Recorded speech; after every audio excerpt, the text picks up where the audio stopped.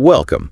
Today we're doing something a bit different. We're sharing some deeply unsettling accounts, stories that remind you the scariest things.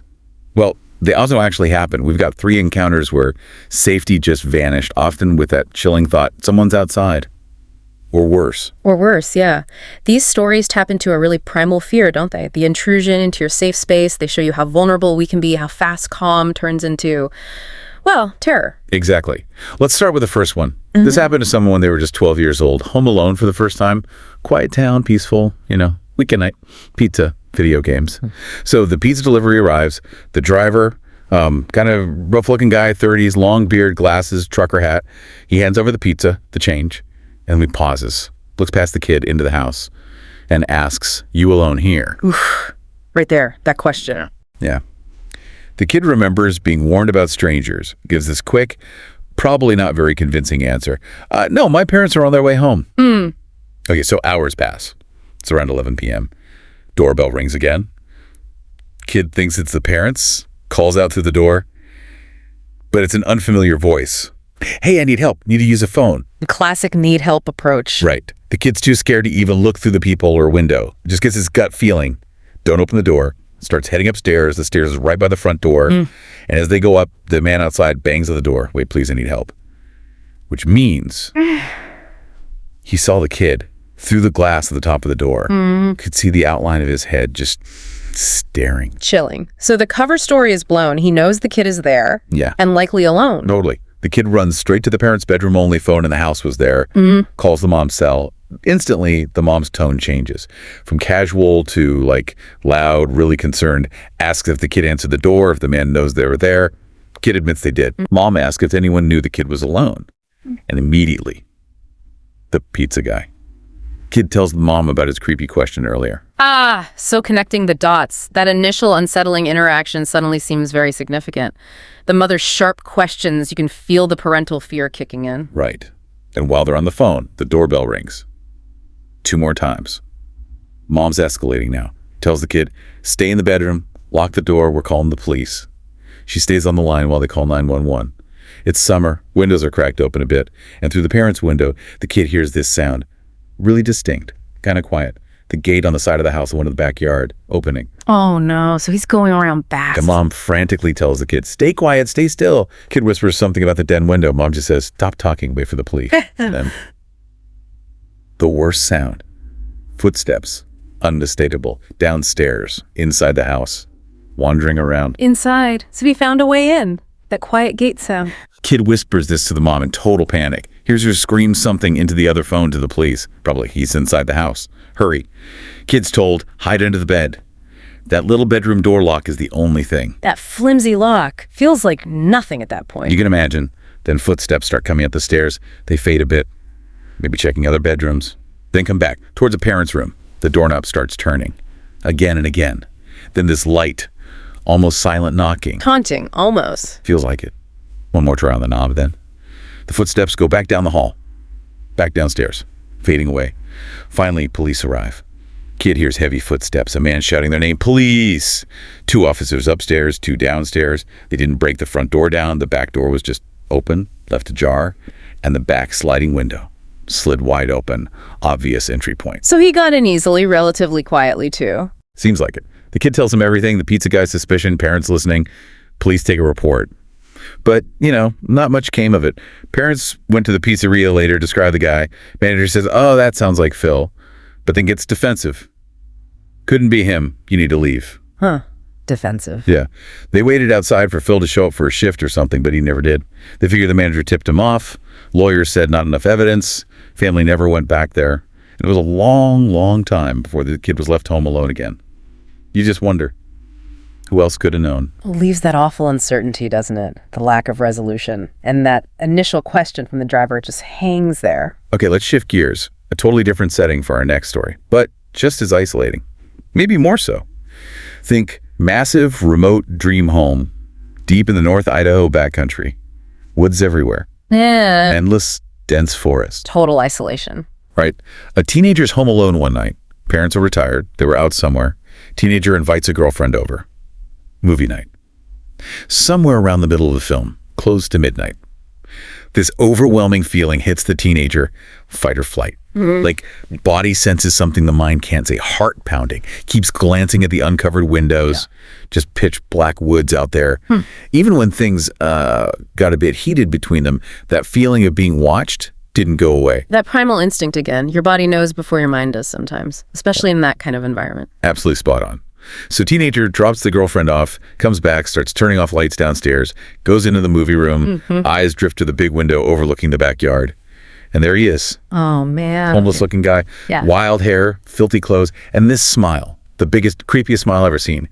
Wide, kind of deranged eyes. And in his hand, a knife, just gently tapping the glass. Tapping, that seems to be a theme. It's not aggressive breaking. It's psychological. Totally. At first, the teen thinks, maybe I'm hallucinating. Starts backing away slowly, goes to the bar room to shut off more lights. That room also has a sliding glass door facing the woods. Flips the lights off, and the man just calmly walks from the window over to the door. Still smiling. Still staring. They're maybe a foot apart. Just glass between them. He doesn't try the door, doesn't try to get in. Just watches. That stillness is terrifying. The sheer audacity. It's pure intimidation. A power play. Not immediate violence, but the threat is overwhelming. Right, just watches.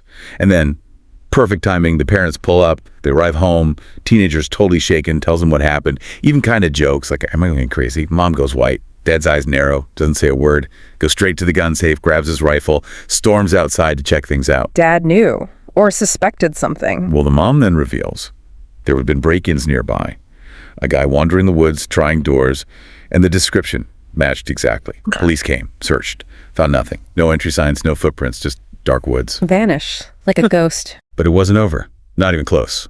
For weeks after that, a light tapping sound. Coming from beneath the teenager's bedroom, which was on the second floor, right above the movie room. It sounded like metal on glass. Gently tapping. For hours sometimes. Woke the teen up at 3 a.m. One night even thought they heard footsteps on the roof. That feeling of being stalked just wouldn't leave. So it became prolonged. A campaign of harassment. That tapping. It's designed to wear you down, make you feel unsafe constantly. Exactly. Then the parents had to go out of town for a few days. They left the teenager a shotgun. One night, alone again, except for the big Rottweiler dog, was usually silent, unless something was really wrong. Here's these slow, heavy, crunching footsteps outside, in the snow. Dog jumps up, ears perk, starts this low, deep growl at the front door, then just explodes, barking like crazy nonstop. Dogs know. They sense things we don't. Teenager stays totally silent. Doesn't want whoever's out there to know they're home. Then a knock. Slow, hollow, taunting knock on the front door. The next morning, chilling, fresh human footprints, circling the entire house, stalking at every single window, like someone just walked around, peering in everywhere. Prints led off into the forest, but they were zigzagging, like trying to hide a trail. Wow. Methodical, covering their tracks. That night, the tapping came back. Louder this time, under the window. Teenager knows it's him, has had enough. Unlocks the door to the second-story deck, grabs the shotgun, steps out onto the deck, flips on these big fog lights that light up the whole backyard, and there he is, same guy, same smile, same dead eyes, holding the knife, staring right up at the teenager. Confrontation. Yeah. Teenager raises the shotgun, shouts a warning, "Get off my property!" Something like that. The man doesn't move, doesn't even flinch, just stares, grinning and blinking. So the teenager fires a warning shot up into the air. That gets a reaction. He kind of staggers slightly, then slowly starts backing into the woods. But he keeps facing the house, still staring. That's unnerving. Not a typical fear response. He retreats, but on his own terms, almost. Right. Then the teenager lets the Rottweiler loose. Dog bolts into the woods, snarling. After that night, the man was never seen again. The confrontation, the dog. Maybe that finally broke the pattern, but what a terrifying ordeal.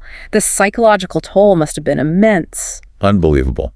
Okay, one more story for you. This one's more recent, March 2022. Spring break. 6 college friends rent a cabin, South Carolina, looking for a quiet getaway.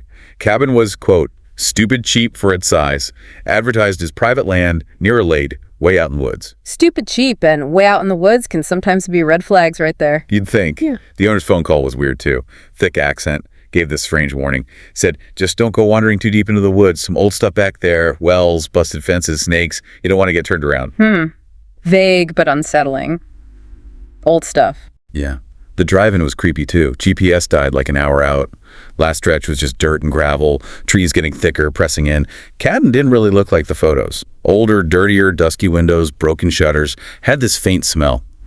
Old garbage and wet wood. They kind of joked about it, but felt uneasy. Trust that gut feeling. The environment itself felt off. First night was okay, fun, but by 11 p.m. they moved inside.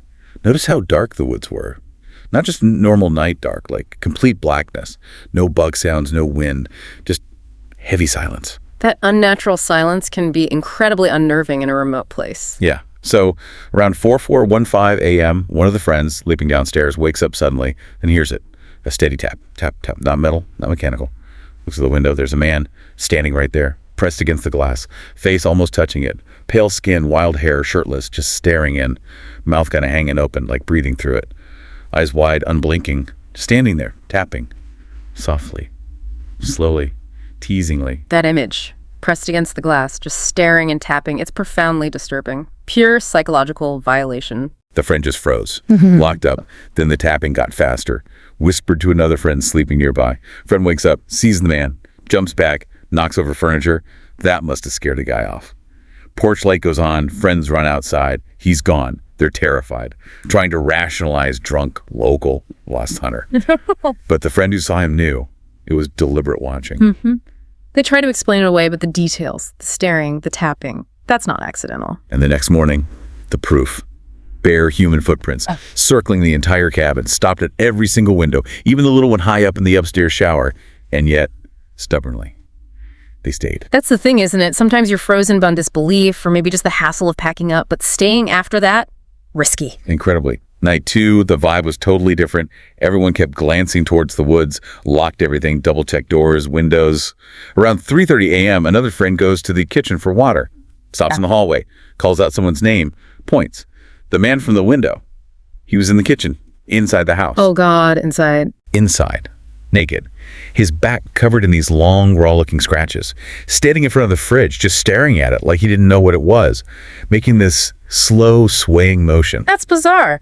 The nakedness, the scratches, the behavior adds a whole other layer of strangeness and potential danger. The friends gather silently at the hallway entrance, grabbing whatever they can find, knives, lamps, whatever, makeshift weapons.